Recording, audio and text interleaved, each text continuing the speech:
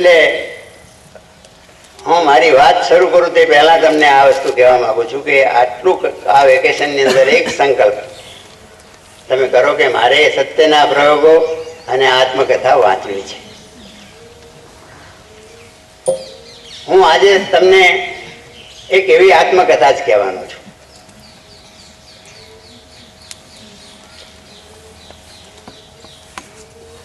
કપોલ કલ્પિત કોઈ વાર્તા નહીં, ચોપડીમાંથી વાંચેલો કોઈ પ્રસંગ નહીં, પણ સત્ય બનેલી એક ઘટના.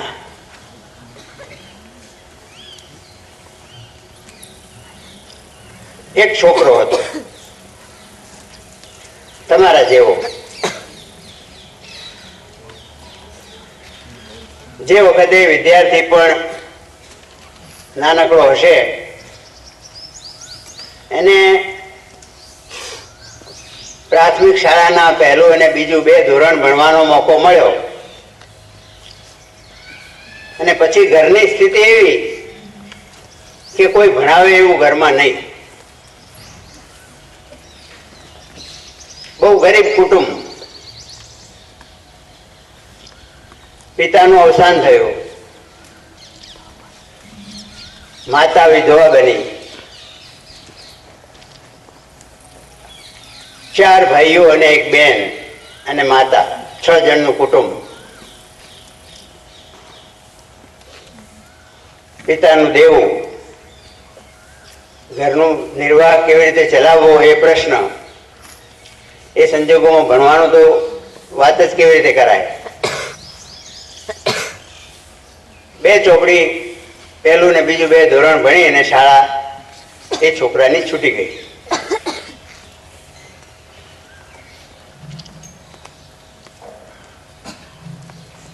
શાળા છૂટી ગયા પછી એનો પોતાનો બાપીકો જે ધંધો હતો, વણકરનો ધંધો ઘરમાં, એ ધંધાની અંદર એને નોકરી મૂકી દીધો.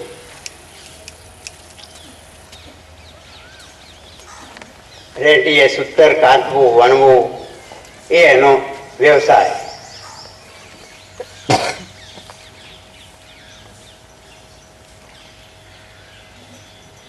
સોળ 17 વર્ષની ઉંમર થઈ ત્યાં સુધી આવી નોકરી કરવામાં જ એનું જીવન વ્યતીત થયું. આ છોકરાને 2 મિત્રો હતા. એ મિત્રો બંને શિક્ષકો હતા. એણે શિક્ષકો આગળ પ્રસ્તાવ મૂક્યો. શિક્ષકો સાથે એ રોજ મળે હળે, એમની સાથે ફરવા જાય, વાતો કરે. એટલે એને એમ લાગે કે આ શિક્ષકો શાળામાં સરસ રીતે મસ્તીથી નોકરી કરે છે, ગણે છે, સારા સારા કપડાં પહેરે છે, સારા સારા લોકોમાં જઈને બેસે છે. હું પણ આવો શિક્ષક ન બની શકું, એવો વિચાર એના મનમાં સ્ફૂર્યો. અને એ વિચાર એને પેલા શિક્ષકો આગળ મૂક્યો કે મારે બી તમારા જેવા શિક્ષક બનવું છે, શું કરવું જોઈએ, મને કંઈક રસ્તો બતાવો.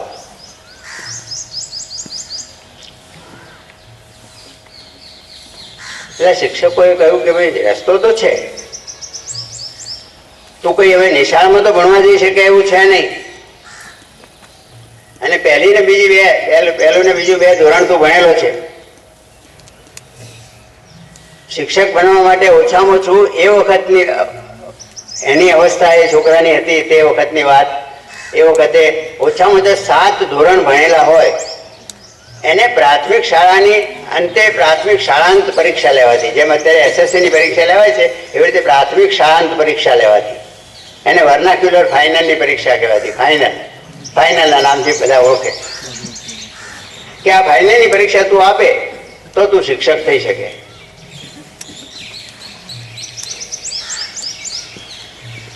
એટલે એને એ છોકરાએ કહ્યું, પેલા શિક્ષકો અમે જોઈને ઠાવકાઈથી કે તમે આ 7મા ધોરણની પરીક્ષાની વાત કરો છો, હું તો માત્ર 2 ચોપડી ભણેલો છું અને 7મા ધોરણની પરીક્ષા હું આપી કેવી રીતે શકું? મને કંઈ ના આવડે ભાષા, ના આવડે ગણિત, ના આવડે વિજ્ઞાન, અને મારે તો પાછું આ નોકરી તો મારી જે છે એ કરવાની, ખાવા માટે મારે એ તો કરવું જ પડે.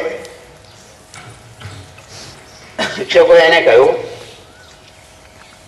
દિવસે તો નોકરી કરજે, રાત્રે અમે તને ભણાવીશું. એ વખતે વીજળી નહીં, કેરોસીનના દીવા. દિવસે આ છોકરો નોકરી કરે અને રાત્રે પેલા બે શિક્ષકો એને ઘેર ભણાવવા માટે આવે.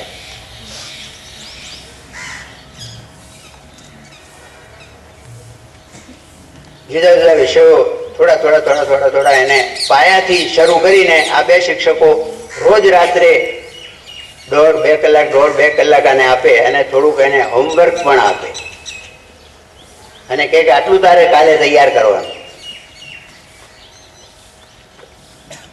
આ છોકરાએ દિવસે શાળે વણતા રેડીએ ભરતા પુસ્તકો પાસે રાખે, ગોખતો જાય, વાંચતો જાય, લખતો જાય અને પોતાનું કામ નોકરીનું કરતો જાય. અને એને વર્નાક્યુલર ફાઇનલની પરીક્ષા બહારના ઉમેદવાર તરીકે આપી.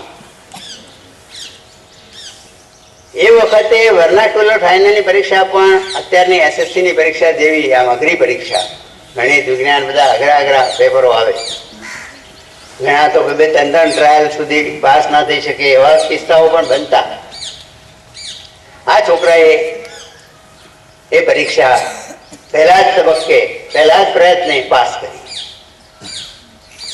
એટલે પેલા શિક્ષકોએ કહ્યું કે હવે તું અરજી કર શિક્ષક બનવા માટેની.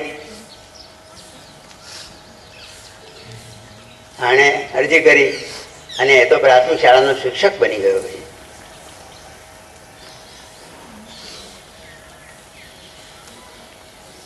અને પછી તો પ્રાથમિક શાળાનો શિક્ષક બન્યો પછી તરત એને એમ થયું કે 5-6 મહિના નોકરી કરી, વર્ષ કર્યું, પછી ફરી પાછો પેલા શિક્ષકો પાસે ગયો કે મારે હજી આગળની પણ ભણવું છે, મારે આટલાથી અટકવું નથી, તો હવે મારે શું કરવું જોઈએ? તો કે હવે તું એસએસસીની પરીક્ષા આપ. હવે એસએસસીની પરીક્ષા સીધી કેવી રીતે આપી શકાય? તો કે આપી શકાય. બહારના ઉમેદવાર તરીકે મંજૂરી માંગવાની, મહેનત કરવાની, ઘેર નોકરી કરતા ભણવાનું અને પ્રયત્ન કરીને પરીક્ષા આપવાની. હવે એ વખતની એસએસસીની પરીક્ષા પણ ઘણી બધી અઘરી. ને ગણિતનું પેપર તો એમાં એલ્જિબ્રા ને જ્યોમેટ્રી ને એરેથમેટિક ને આવા દાખલાઓ અઘરા આવે. અને આ ભાઈ તો હાઈસ્કૂલમાં તો ભણેલા નહીં, પ્રાથમિક શાળાના 2 ધોરણ ભણીને સીધા ફાઇનલની પરીક્ષા આપેલી. એસએસસીની પરીક્ષાનો એને બરાબરની મહેનત કરીને પ્રયત્ન કર્યો અને એસએસસીની પરીક્ષામાં પહેલા પ્રયત્ન એને પાસ કરી.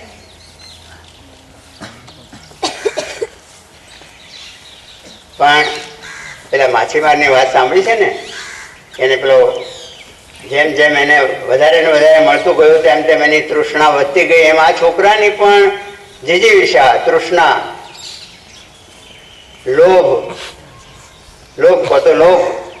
શીખવાની તમન્ના, એ બધું વધતું ગયું. એને એમ થયું કે બસ હવે એસએસસી તો થયા, પણ હજી આગળ ભણવું હોય તો શું કરવું? હવે ઘરમાં તો કોઈ ભણાવે એવું નહીં, ઘરની સ્થિતિ તો ગરીબ, એ તો આપણે આગળ જોઈ ગયા. એટલે એના ગામમાં કોલેજની એક ટુકડી આવેલી. કોલેજના વિદ્યાર્થીઓ પ્રવાસમાં નીકળેલા અને ગામમાં આવેલા. એમની સાથે ફરતા એની સાથે જે અધ્યાપક હતા એમને વાત કરી કે મારે કોલેજમાં ભણવું છે, પણ મારી આર્થિક સ્થિતિ નબળી છે, હું કંઈ ભણી શકું એવો નથી, ફી ભરી શકું એવું નથી મારી પાસે, તો મારે શું કરવું? મને કંઈક માર્ગદર્શન આપો. એટલે અધ્યાપકને એમ લાગ્યું કે આ છોકરામાં કંઈક દૈવત છે અને માર્ગદર્શન આપવું જોઈએ અને મદદ પણ કરવી જોઈએ. એને કહ્યું કે તમે અમારી કોલેજમાં આવો,